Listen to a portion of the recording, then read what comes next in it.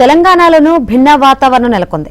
ఉత్తర తెలంగాణలో heat wave కొనసాగుతుండగా మరోవైపు వర్షాలు పడుతున్నాయి. మరింత సమాచారం మా ప్రతినిధి ప్రవీణ్ అందిస్తారు.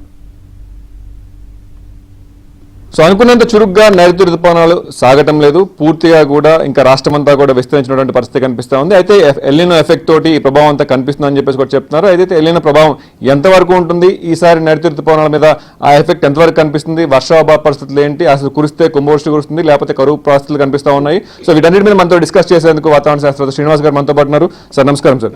సో అనుకున్నంత చురుగ్గా అయితే కదలట్లేదు నైరుతి రుతుపవనాలు. సో ఈసారి వర్షాభావ పరిస్థితులు ఉంటాయని చెప్పేసి హెచ్చరికలు కూడా జారీ చేస్తున్నారు. సో సాధారణ వర్షపాతం కూడా తక్కువగా నమోదవుతున్న ముందు నుంచి అంచనా వేస్తున్న పరిస్థితి కనిపిస్తూ ఉంది. సో ఎలా ఉండబోతుంది ఈ సంవత్సరం అసలు? నైరుతి రుతుపవనాలు ఒక 3 రోజుల క్రితం మనకి southern most tip of Telangana Jogulamba గద్వాల్లోకి ప్రవేశించిన తర్వాత కొంత మందుకడుగా 3 రోజుల పాటు కొద్దిగా పెద్దగా ముందుకి కదలలేదు. అయితే నిన్న మనకి రాష్ట్రంలో ముఖ్యంగా ఈ సౌత్ తెలంగాణ ప్రాంతంలో ఈ రుతుపవనాల తాకిడి వల్ల కొంత వర్షాలు పడటం జరిగింది.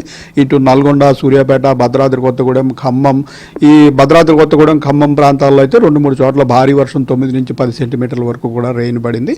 సో ఈ రోజు పొజిషన్ చూసినట్టయితే మనకి నైరుతి రుతుపవనాలు ఇటు మహారాష్ట్రలోని కొన్ని ప్రాంతాల నుంచి ఇటు మన తెలంగాణలోకి వికారాబాదు, హైదరాబాదు, ఇటు నల్గొండ, సూర్యాపేట, ఖమ్మము, భద్రాద్రి కొత్తగూడెం ఈ ప్రాంతాలన్నీ కూడా ఇప్పుడు నైరుతి రుతుపవనాలు కవర్ అయ్యాయి.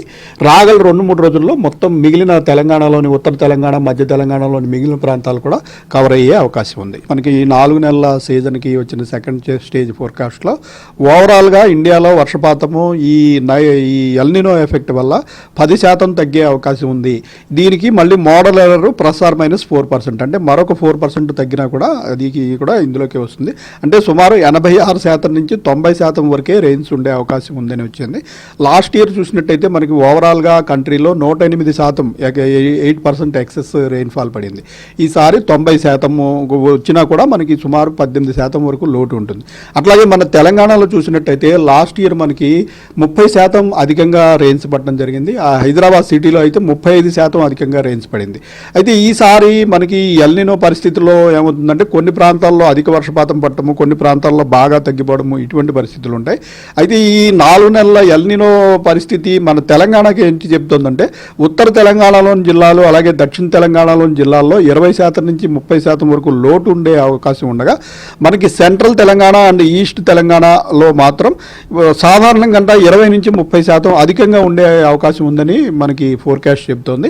ఓవరాల్గా 33 జిల్లాల సగటు చూసినట్టయితే తెలంగాణలో ఇంచుమించు నార్మల్ రెయిన్ఫాల్ ఉండే అవకాశం ఉంది అని తెలియజేస్తుంది. సో మొత్తంగా అయితే నైరుతి రుతుపవనాలు రాక మనకు కొంత లేట్ అయిపోతుంది. ఓవరాల్గా అనుకున్నంత చురుగ్గా అయితే కొనసాగటం లేదు. ఇంకా సమయం పడుతుంది చురుగ్గా నైరుతి రుతుపవనాలు రాష్ట్రంలో అంతా విస్తరించడానికి, మంచి వర్షాలు పడటానికి. సో ఈ నేపథ్యంలో ప్రతి ఒక్కరు కూడా అలర్ట్గా ఉండాలని చెప్పేసి కూడా వెదర్కి సంబంధించినటువంటి అప్డేట్స్ అయితే శ్రీనివాస్ గారు చెప్పిన పరిస్థితి అయితే కనిపిస్తోంది. Video Prashant, Praveen, AB Andhra Jyothi.